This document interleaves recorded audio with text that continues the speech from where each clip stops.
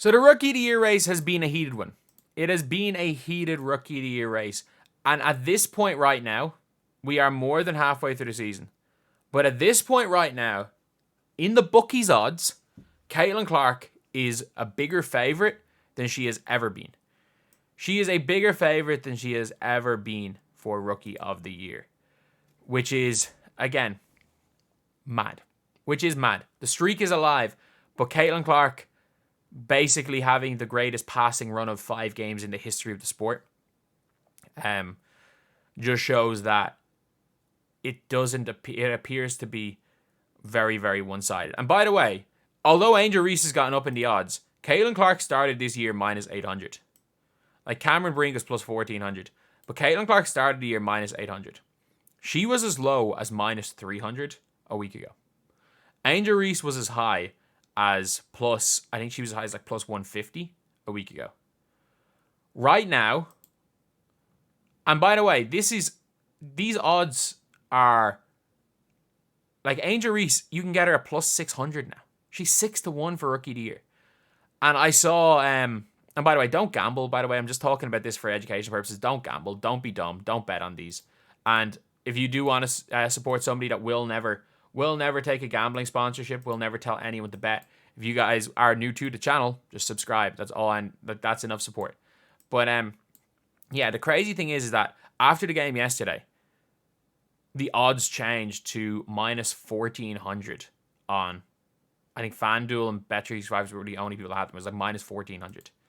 So which is absolutely crazy. Absolutely crazy. And it's still, it means one of two things. Either Vegas is the most wrong they have ever been, which I doubt.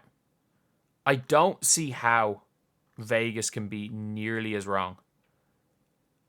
Like, I don't see how they can be more wrong than they've ever been in history.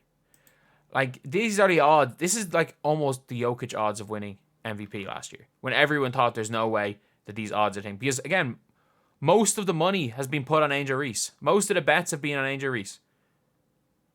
There is absolutely no way that that this doesn't happen, right? Either way, though, it is, I will say it's been a really good race. And this is the craziest part is that both of these, like, Angel Reese would have beaten Leah Boston last year. Probably beaten Ryan Howard the year before. Like, this double-double streak, the last time Angel Reese probably wouldn't have won, she definitely would have beaten, what's your one's name? Whoever won in 2021 that's barely even in the WNBA anymore. I don't know her name. She definitely would have won in Crystal Dangerfield's year. As good as, what's her name was? As good as Satu was that year, and same with Kennedy Carter, she still would have won that year. 2019, she definitely would have won Rookie of the Year. Maybe Aja Wilson was the last person that would have beaten Angel Reese in Rookie of the Year, and I'm not going to lie, I think Caitlin Clark would have beaten Aja Wilson in Rookie of the Year. I'm not going to lie. I genuinely think Caitlin Clark, if this was Caitlin Clark versus rookie Aja Wilson, Caitlin Clark would have won Rookie of the Year. Like, that is how highly I think she would have deserved it. That's how highly I rate Caitlin Clark. But game after game after game, Caitlin Clark is just, like, she didn't have her greatest stat line in the world yesterday. Like, she didn't have like 29 and 13 and responsible for 60 points. But like, she had 20 and 11 going into the fourth. She had 7 and 7 in the first quarter. Like, can we not just talk about how crazy that is? Can we not just talk about how absolutely, absolutely crazy, like, it is that what Caitlin Clark is doing right now? And I thought really it was going to be really tough to swing the Rookie of the Year after what Angel Reese, or not even swing. I thought it was going to go really much down to the wire after what Angel Reese did against Seattle. And I still think there's going to be conversations. But if the Fever win their next 2 games and the Sky lose their next 2, I think the conversation's done, regardless of the streak. Like, and the Fever have a good chance of winning. They're playing against the injured Lynx. They're playing against the injured Wings. If the Fever win those 2 games and the Sky don't beat either the Liberty, like, they're playing the Liberty and then they're playing the Aces. The Aces are not going to want to lose that game. Neither are the Liberty. Liberty are going to want to get that top seed. the Aces are really going to want to. They're going to want to keep that winning streak going. So if they lose those 2 games and they go in to the break 9-15, and you're then looking at 12-14 versus 9-15. If the Fever win those 2 games, I think, especially with an easier after Olympics streak, I think it's as good as over.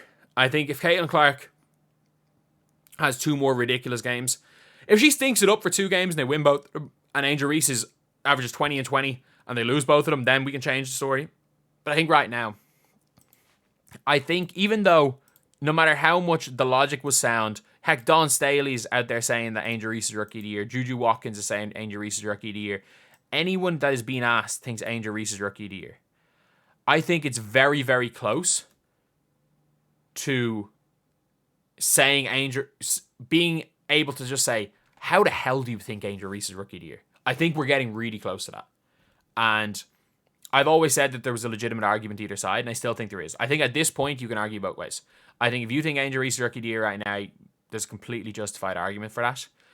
But like, even if you look at how Caitlin Clark played defense yesterday, like, as of right now, obviously she was horrendous against the Mystics off the ball. But at this point right now, through the last 5 games, Angel Reese has played, her trying to get the streak, has played no better defense than Caitlin Clark. And I'm going to say that, sorry, not 5 games, sorry, in the last 3 games. In both of their last 3 games, Angel Reese has not played better defense than Caitlin Clark. Even though Angel Reese, throughout the season, it's comparing apples to oranges. Like, Angel Reese has been one of the best perimeter defenders for the season. Caitlin Clark was one of the weaker ones. But even with how bad Caitlin Clark was against the Mystics, she was good enough yesterday. She was very good against the Liberty on defense. And Angel Reese's defense is suffering for this streak. That's just my opinion on the whole Rookie of the Year race. But I think there is a potential that we go into the Olympic break, which again, the Olympic break is in what? It's the 13th. It's in 5 days. There is a potential that going into the All-Star game, that Caitlin Clark has blown it so far out that even arguing Reese's Rookie of the Year is like, you're going to, like, the only way to argue Reese's Rookie of the Year is by nitpicking. And I'll always say it, like, for anyone who talks about Caitlin Clark breaking the turnover record, which she will, the easiest clapback is Angel Reese is going to set the record for most times blocked in a season. Like, both times the ball goes to the other team. Like, both times the ball will go to the other team. When it's a turnover or getting blocked, both times the ball goes to the other team, almost certainly. She's going to set the record for most times blocked in a year. And again, that's nitpicking. I'm nitpicking on Angel Reese, but that's the thing, is like, I think that's going to be very soon the only argument against Caitlin Clark is nitpicking. And when you have to nitpick one bad thing when everything else is good, you know probably you're going to see her win a Rookie of the Year. That's just my opinion.